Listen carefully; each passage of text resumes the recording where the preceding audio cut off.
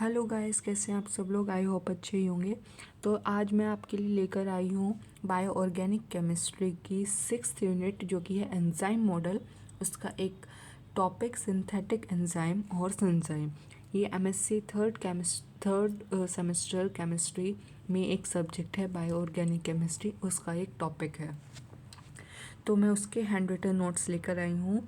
तो फर्स्ट है the rigid macromolecules having catalytic imidazole group and hydrophobic group similar to micelles are closer in structure to enzyme like synthetic polymer are known as synthetic enzyme. जो rigid macromolecules होते हैं, जिसमें imidazole group होता है, hydrophobic group होता है, वो micelles के सिमिलर स्ट्रक्चर होते हैं। ठीक है, तो उन्हीं को क्या बोला जाता है, सिंथेटिक एंजाइम्स। इनमें रिक्वायरमेंट्स क्या क्या होती हैं। एक होती है selective substrate binding.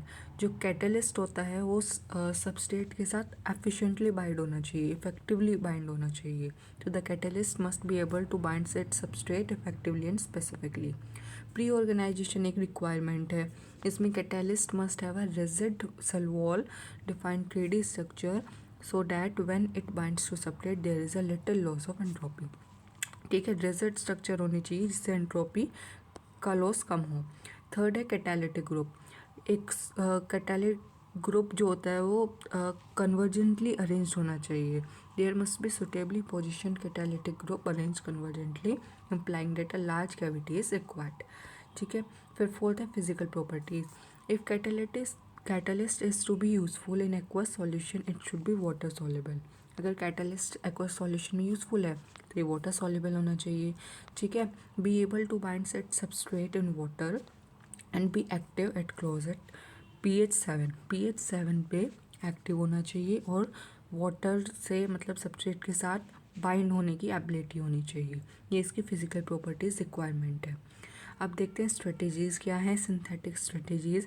Amino acid residue present in enzyme are of 3 categories. कौन कौन सी categories.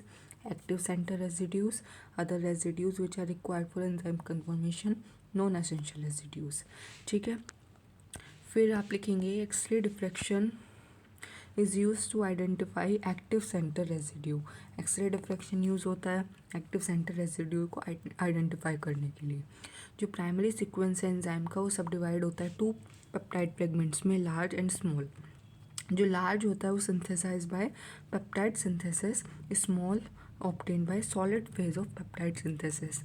In a hypothetical 148 residue polypeptide, small variable fragments at active site 4 and 6 residue long upon coupling with large constant fragments 160, different enzymes are possible.